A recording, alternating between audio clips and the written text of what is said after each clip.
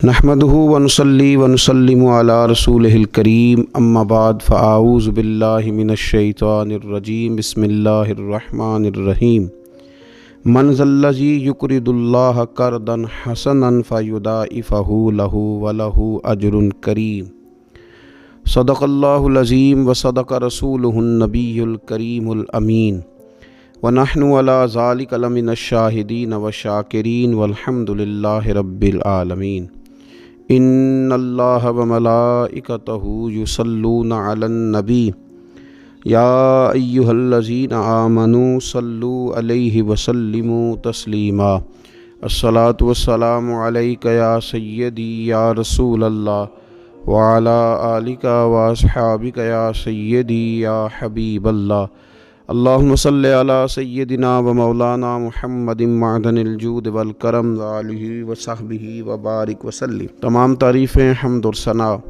اللہ تعالیٰ جل شانہ کے لیے، اور درود و سلام نبی اکرم نور مجسم شفیع معظم احمد مجتبیٰ جناب حضرت محمد مصطفیٰ صلی اللہ تعالیٰ علیہ وسلم کی ذات والا صفات کے لیے حمد و صلات کے بعد، اللہ تبارک و تعالیٰ نے کچھ انسانوں کو مالدار بنایا ہے اور کچھ کو اللہ تعالیٰ نے غریب، فقیر اور مسکین بنایا۔ اللہ تعالیٰ کی یہ تقسیم اس کی حکمت پر مبنی ہے۔ اب مالک کریم نے یہ فیصلہ فرمایا کہ وہ جن کو اللہ نے اپنے فضل سے مالدار کیا ہے وہ اپنے غریب، مسکین اور کمزور مسلمان بھائیوں کا خیال رکھیں۔ اور اسلام کا حسن دیکھیے، اسلام کا کمال دیکھیے کہ رب تعالیٰ فرماتا ہے تم خرچ کرو گے مسکین پر، غریب پر، اور وہ قرض دو گے تم اپنے رب تعالیٰ کو۔ خرچ اس پر کرو گے اور قرض اپنے رب تعالیٰ کو دو گے۔ ارشاد فرمایا من ذا الذی، کون ہے وہ جو اپنے رب کو اچھا قرض دے، جو اپنے رب کو اچھا قرض دے، قرض حسنا دے، فیضاعفہ لہ، اور پھر اللہ تبارک و تعالیٰ اسے دونا کر کے واپس کرے گا۔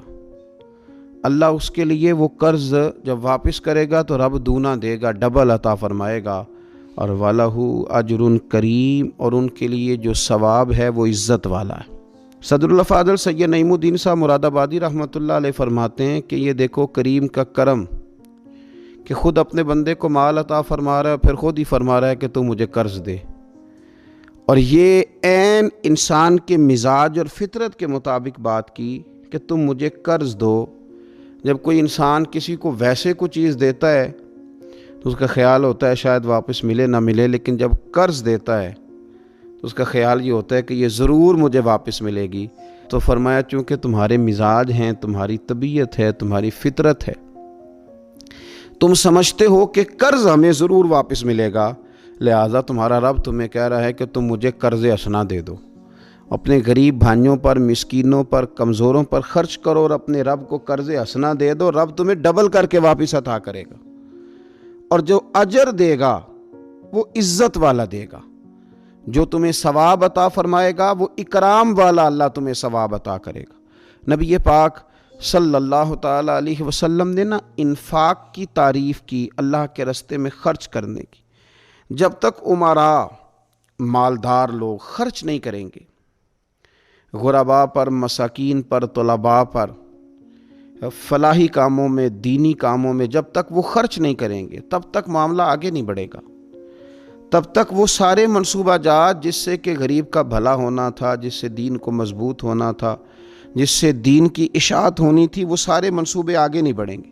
اس لیے نبی کریم صلی اللہ تعالیٰ علیہ وآلہ وسلم نے ارشاد فرمایا کہ تم خرچ کرو تاکہ تم پر خرچ کیا جائے، تم اللہ کے راستے میں دو تاکہ رب تمہیں دے، دو اس کے راستے میں وہ تمہیں عطا کرے اپنے فضل و کرم کے ساتھ۔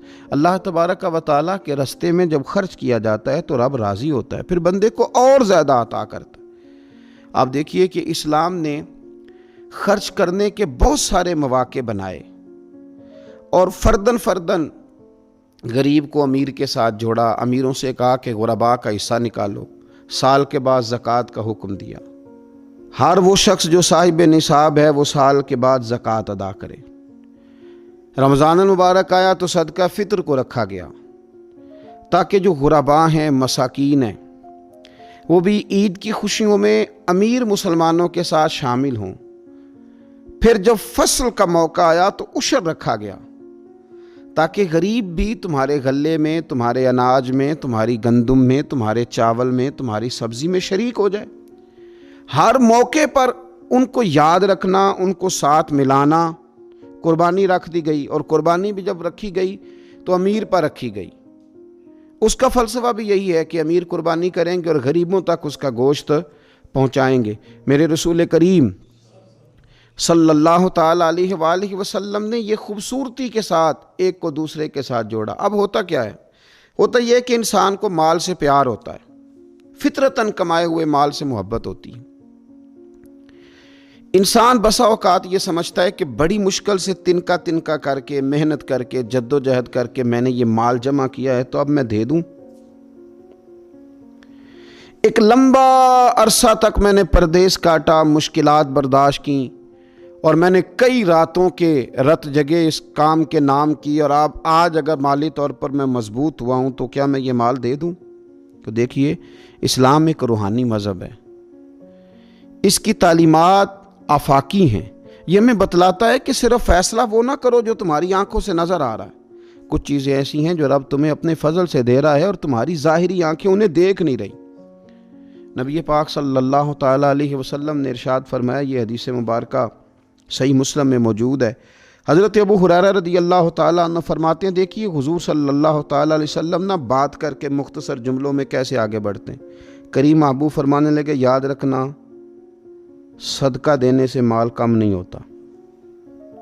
اللہ اکبر! آپ کو تو میسج آ گیا بینک سے کتنے پیسے کم ہو گئے، آپ نے تو جو گن کے دراز میں رکھے تھے اس میں سے لاکھ میں سے آپ نے تو 5,000 دے دیا، تو آپ کو تو پتہ ہے وہ 95 رہ گیا ہے۔ لیکن یہ صحیح مسلم کے لفظ ہیں، حضور فرماتے ہیں صدقہ دینے سے مال کم نہیں ہوتا۔ کائنات کے سب سے سچے، کھرے، صادق اور امین محبوب علیہ الصلوۃ والسلام نے فرمایا کہ صدقہ دینے سے مال کم نہیں ہوتا۔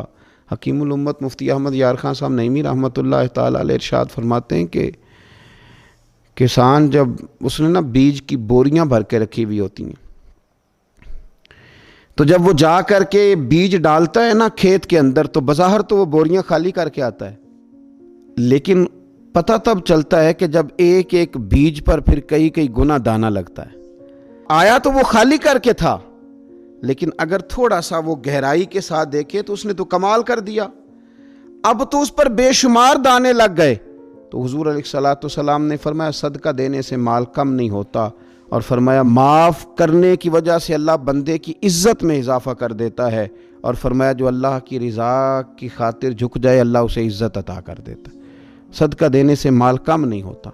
تو اپنی طبیعت کے اندر اگر شوق پیدا کر لیا جائے راہ خدا میں خرچ کرنے کا، ذوق بنا لیا جائے، ہمارا یہ ذہن بن جاتا ہے کہ یہ بھی میرے پیسے، یہ بھی میرے پیسے، وہ کونے میں میری جائیداد، یہ میرا مکان، وہ میرا بینک بیلنس، یہ میرے جانور، یہ میرا مال تجارت، یہ میرے کھیت کھلیان۔ میرے محبوب نے فرمایا تیرے 3 ہی مال ہیں، ایک تو نے کھا لیا ہے، ایک تو نے پہن لیا، ایک تو نے راہ خدا میں خرچ کر لیا، باقی تو وارثوں کا ہے۔ وارثوں کے مال کے بارے میں اس قدر زیادہ توجہ رکھنا، اس قدر زیادہ ذہن بنا کے رکھنا، تو اللہ تبارک و تعالیٰ کی راہ میں خرچ کرنے کا جو شوق ہے، حضور صلی اللہ علیہ وسلم نہ اس کی نصیحت کرتے۔ نبی پاک صلی اللہ تعالیٰ علیہ وسلم کے سامنے نا حضرت اسماء بنت ابی بکر صدیق خرچ کر رہی تھی، اللہ کے راستے میں دے رہی تھی، تو سرور کائنات صلی اللہ تعالیٰ علیہ وسلم نے فرمایا اسماء خرچ کرو پر گنا نہ کرو، گن گن کے اللہ کے راستے میں خرچ نہ کرو، ورنہ رب بھی تمہیں گن گن کے دے گا۔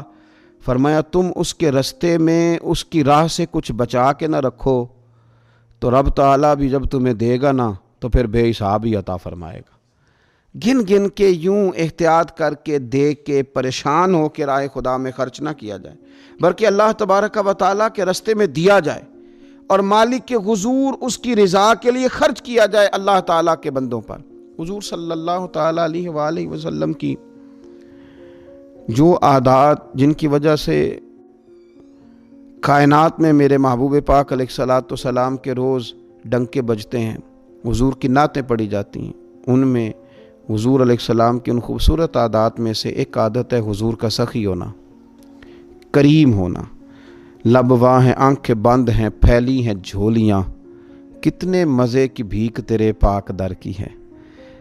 نبی پاک صلی اللہ تعالیٰ علیہ وآلہ وسلم ارشاد فرماتے ہیں، حضور کا شوق دیکھیے خیرات کرنے کے تعلق سے۔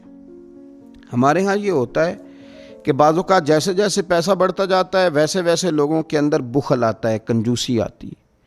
بعض لوگ اللہ ماشاءاللہ وہ خیرات کرنے کی طرف اس طرح توجہ نہیں کرتے جس طرح کہ ان کا منصب انہیں حکم دیتا ہے یا ان کا منصب انہیں اس طرف قائل کرتا ہے۔ رسول کائنات صلی اللہ تعالیٰ علیہ وآلہ وسلم ارشاد فرماتے ہیں، بخاری مسلم میں موجود ہے، فرمایا اگر میرے پاس احد پہاڑ کے برابر سونا ہو، کلومیٹروں پہ پھیلا ہوا احد پہاڑ، اس کی چوڑائی ہے، اس کی لمبائی ہے، اس کی اونچائی ہے، یعنی پہاڑ کی بات ہو رہی، جن لوگوں نے زیارت کی ہے وہ جانتے ہیں کہ اتنا بڑا پہاڑ۔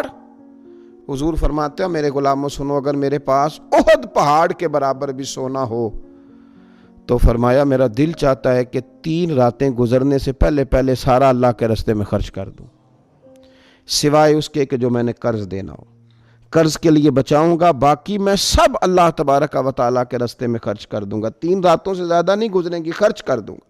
یہ شوق ہے نبی پاک صلی اللہ علیہ وسلم کا سخاوت کے ساتھ۔ حضور پسند کرتے سخاوت کرنا۔ نبی پاک صلی اللہ تعالیٰ علیہ وآلہ وسلم نے اپنے دست مبارک سے ہمیشہ لوگوں کو عطا کیا۔ حضور صلی اللہ تعالیٰ علیہ وسلم خرچ کرنے کی ترغیب دیتے، لوگوں کو رغبت دلاتے۔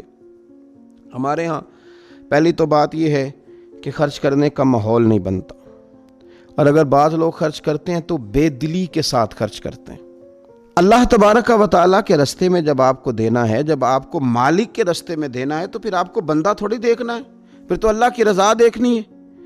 تو خرچ تو کرتے ہیں لیکن وہ خوش دلی، وہ ذوق، وہ شوق، وہ خوبصورتی ان کی طبیعت میں نہیں ہوتی جو ہونی چاہیے۔ اللہ کے راستے میں خرچ کریں تو اللہ کی رضا کو پیش نظر رکھ کے خرچ کریں۔ پھر خرچ کیا جاتا ہے، صدقہ دیا جاتا ہے، لیکن کب بندہ بیمار ہو گیا، جب تندرست تھا، لاکھوں روپے پڑے تھے، صدقہ کرنے کا خیال نہیں آیا۔ ہزاروں موجود تھے، اس کے دل کی توجہ اس جانب نہیں ہوئی۔ آج بیمار پڑا ہے، کمزوری آ گئی ہے، قریب المرگ ہو گیا ہے، اب اس کا خیال آتا ہے کہ میں کچھ اللہ کے راستے میں دوں، ایک بکرا لو بھی ذرا ذبح کر دو، ذرا تھوڑا صدقہ دے دو۔ کس بات پر؟ کہ میں بیمار ہو گیا ہوں، کس بات پر؟ کہ میں کمزور ہو گیا ہوں۔ اگر آپ صحت کے عالم میں صدقہ کرتے اللہ کو راضی کرنے کے لیے تو وہ کیا خوب تھا۔ وہ ہمارے ایک بزرگ ہیں تو فرمایا کرتے ہیں کہ میں نے جب خرچ کرنا شروع کیا تو میرے ذہن میں ایک بات آئی، اس نے مجھے ابھارا کہ میں اللہ کے راستے میں زیادہ خرچ کروں۔ میرے ذہن میں یہ بات آئی کہ یار جتنا میں اپنے والدین کی طرف سے خرچ کر رہا ہوں نا، میری اولاد بھی میرے بعد اتنا ہی خرچ کرے گی، تو کیوں نہ ایسا ہو کہ ان کے حقوق پورے ادا کر کے، ان کی آسانیوں کا خیال کر کے، جو اللہ تعالیٰ نے مجھے اپنے فضل سے زیادہ دیا ہے اس میں سے میں اللہ کے راستے میں خرچ کروں۔ تو اس شوق کے ساتھ میں نے خرچ کرنا شروع کیا۔ نبی پاک صلی اللہ تعالیٰ علیہ وآلہ وسلم ارشاد فرماتے ہیں کہ کسی بندے کا اپنی زندگی میں 1 درہم خرچ کرنا مرتے وقت 100 درہم خرچ کرنے سے زیادہ بہتر ہے۔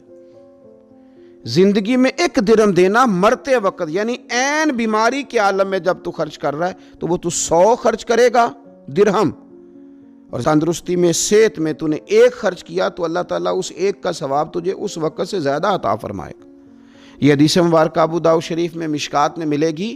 حضور فرماتے ہیں صحت کے عالم میں خرچ کر، بجائے اس کے کہ تیری طرف سے کچھ صدقہ دینے جائے تو خود صدقہ دینے جا، اپنے ہاتھوں سے دے اور شوق بنا کے دے اور توجہ کر کے دے، اور تیری طبیعت لگی ہوئی ہو اور تو خود اپنے کندھے پہ رکھ کے جائے، غریبوں کے گھر میں پہنچا کے آئے، اور تو تیرا دل کرے کہ اگر میرے گھر کے اندر گندم موجود ہے پھر کوئی بھوکا نہ سوئے، اگر میرے پاس طاقت موجود ہے کسی کو کپڑا پہنانے کی تو پھر کوئی غریب سردی میں ٹھٹھرتا نہ سوئے، اگر میرے پاس طاقت موجود ہے مکانات بنانے کی، پھر مالک کریم کا کوئی بندہ جس کو میرے رب نے پیدا کیا، اس کی قدرت کا جو شاہکار ہے، رسول پاک علیہ السلام کا کوئی غلام بغیر چھت کے نہ سوئے۔